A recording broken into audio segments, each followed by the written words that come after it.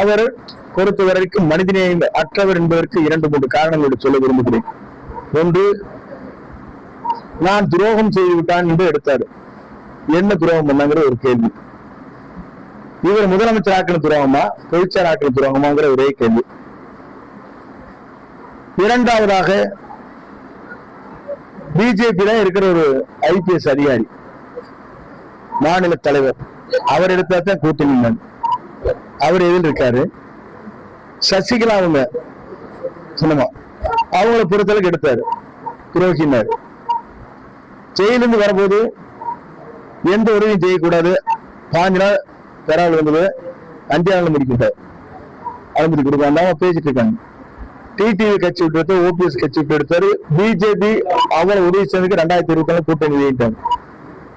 யாருக்கு பிறகு பிரேமலதா வந்தாங்க, அவர் ராஜ்யசபாவுக்கு அவங்க பிடிக்கிட்டாங்க. துரோகத்தின் மொத்த உருவம் தான் பழனிசாமி. ஒண்ணு. இரண்டாவது, திமுக வீழ்த்த வேண்டும் என்பது குறிக்கோளாக நாங்கள் இருக்கிறோம். திமுக அணி தமிழ்நாட்டை தலை தூக்க கூடாது என்பதிலே தெளிவாக நாங்கள் இருக்கிறோம். இருந்தாலும் ஒரு மனிதனையும் வேணும். ஒரு தேர்தல் களத்துல உதயநிதி ஸ்டாலின் பால்ட்டை குடிச்சு செத்திருந்தா பரவாயில்லைங்கிறாரு. கொரோனாவில் இவரு செத்திருந்தா செத்தாத்தான் உனக்கு லாபம் சொன்னீங்கன்னா அப்ப எவ்வளவு கொடூரமானவர் என்பதை நீங்கள் எண்ணி பார்க்க வேண்டும்.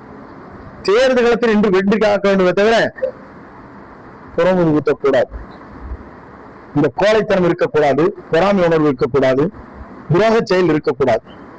இன்னைக்கெல்லாம் தகர்த்திருக்கிற தேர்தல் தான் இந்த தேர்தல். அதான் தேர்தலை இந்த மாதிரி ஸ்பீச் கொடுத்து போயிட்டு இருந்தேன். அவர் சொன்னாரா அது தகுந்த பதில் சொல்லுங்க. இன்று நம்மை பொறுத்தவரை திமுக வீழ்த்துற சக்தி தமிழகத்தில் ஒரே ஒரு கட்சிக்குத்தான் இருக்கிறது. தமிழக வெற்றி கழகத்துறை தலைவர் தளபதிக்கு மட்டும்தான், வேற யாரும் கிடையாது. அவரே தன் ஸ்கீம் அறிவிச்சிருக்காரு. விவசாய கடன் தள்ளுபடி, அனைத்து ஏழை எளிய மக்களுக்கும் வீடு இடம் வாங்கி வீடு கட்டி தரப்படும், அனைவருக்கும் இருசக்கர வாகனம் வழங்கப்படும், பெண்களுக்கு 2500 ரூபாய் சிலிண்டர் வழங்கப்படும், விவசாயியுடைய பொருளுக்கு நியாயமான விலை கிடைக்கப்பட வேண்டும் என்பதெல்லாம் அறிவிச்சிருக்காரு நேற்று கூட. அதே மாதிரி ஏழை எளிய குழந்தைகள் படிக்கிறதுக்கு முழுமையாக அரசு ஏற்றுக்கொள்ளும். படிக்க உயர்கல்வி வரையில் படித்து முடித்தவர்களுக்கு அத்தனை பேரும் வேலை வாய்ப்பு. எப்படியப்பா சொல்ல முடியும்னு கேட்டாங்க. 4,40,000 கோடி பட்ஜெட், 1 லட்சம் கோடி ஊழல், 5 ஆண்டுக்கு 5 லட்சம் கோடி சிக்கனப்படுத்தலாம் செய்யலாம் சொல்லியிருக்காரு தெளிவா. எப்படி முடியும்னு கேட்டாங்க. இந்த முடியுங்கிறதுக்கு இந்த காரணங்கள். ஆகவே தெளிவான சிந்தனையோடு தொலைநோக்கு பார்வையோடு எதிர்கால தமிழகத்தில் ஒரு தூய எண்ணத்தோடு நம்முடைய இயற்கையை நமக்கு கொடுத்த கொடையாக வந்திருக்கிற நம்முடைய தமிழக வெற்றி கழகத்துறை தலைவரை இனி தமிழ்நாட்டில் வெல்வதற்கு எவரும் பிறக்கவில்லை என்பதுதான் தமிழ்நாட்டில் சரித்திரம் அமைய போகிறது. 234 அவர் வெற்றி பெறுவார்.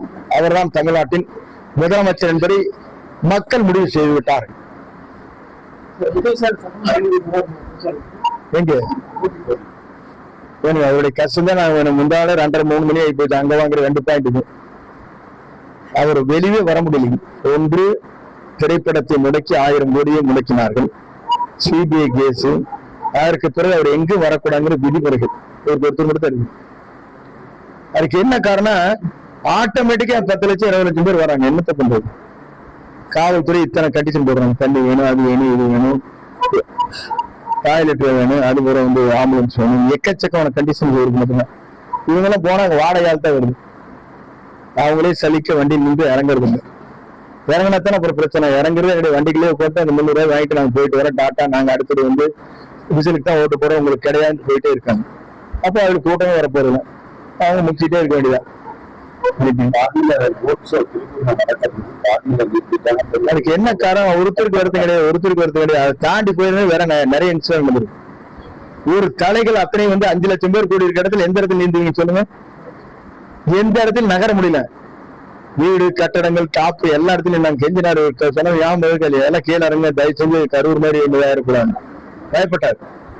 இவருக்கு வருகிற கூட்டம் 1 ரூபாய் கூட செலவு செய்யாமல் 12 லட்சம் பேர் வந்திருக்காங்க தமிழ்நாட்டுல. ரோட் ஷோ அண்ட் இதுக்கு பப்ளிக் மீட்டிங். எந்த தலைவருக்கு சொல்லுங்க? ஆகவே இப்படிப்பட்ட தலைவர் தமிழ்நாட்டில் வர வேண்டும் என்பதுதான் எல்லோருடைய கனவு. அந்த கனவு நிறைவேறுகிற காலம் 23ஆம் தேதி என்று அது முடிவு செய்கின்ற நேரம். எடப்பாடியார் மக்கள் ஒவ்வொரு பாயிண்ட்டுக்கே பேசுறாங்க. இல்ல, ஒரு தடவை பேசி முடிச்சுட்டு போயிட்டாரு. செங்கோட்டையின் துரோகி, அவரை வீழ்த்துவே நான் அடுத்தது வெற்றி விழா நடத்துவேன். நான் போய் வெற்றி விழா அங்க நடத்த போனேன்.